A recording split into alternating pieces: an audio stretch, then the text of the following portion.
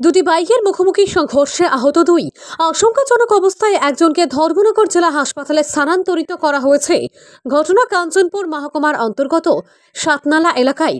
ঘটনার বিবরণে জানা চাইছে, শনিবার সন্ধে 6 ঘটিকা নাগাদ উত্তর ত্রিপুরা জেলার কাঞ্চনপুর মহকুমার অন্তর্গত সাতনালা স্কুল সংলগ্ন এলাকায় কাঞ্চনপুর অভিমুখ থেকে আগত একটি বাইকের সাথে মুখোমুখি সংঘর্ষ বাধে সাতনালা বাজার থেকে আগত একটি বাইকের। এতে ঘটনাস্থলেই বাইক থেকে ছিটকে পড়ে মাটিতে লুটিয়ে পড়ে গুরুতর আহত হন উভয় বাইক চালক।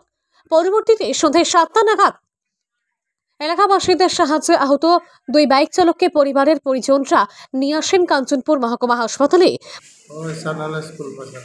পাশাপাশি বাইকটা কি ওই কিতা কয় আপনার নিজের বাইকটা আপনি চালিয়ে গেছেন, অন্য বাইকে আপনার বাড়ি মারছে না? আপনার শরীরের মধ্যে কিরকম স্পট পাইছেন? পাওয়ার মধ্যে ব্যথা পাইছেন? পাও আর মাথা আর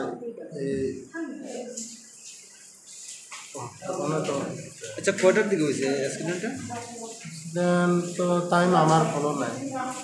পরবর্তীতে হাসপাতালের কর্তব্যরত চিকিৎসক ডক্টর সুচি চাকমা আহতদের প্রাথমিক চিকিৎসা সেরে 38 বছর বয়সী নবীন চন্দ্র রিয়াংকে ছেড়ে দিলেও আশঙ্কাজনক অবস্থায় অপর বাইক চালক তথা 27 বছর বয়সী মনীষ রিয়াংকে উন্নত চিকিৎসার জন্য ধর্মনগর জেলা হাসপাতালে স্থানান্তরিত করেন।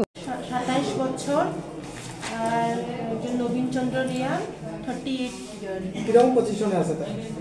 একটা তো সিরিয়াস কন্ডিশনে আছে আর একটা মোটামুটি বা তবু সিটি স্ক্যান লাগবে।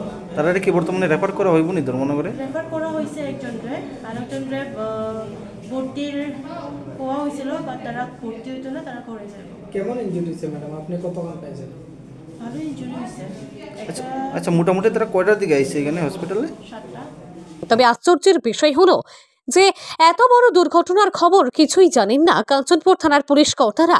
তবে এদিকে দুদিন পর পর কাঞ্চনপুর মহকুমায় সড়ক দুর্ঘটনার ফলে পথ চলতি সাধারণ জনগণের মধ্যে তীব্র আতঙ্ক বিরাজ করছে। কাঞ্চনপুর থেকে নিজস্ব প্রতিনিধির রিপোর্ট, কেসিভি লাইভ।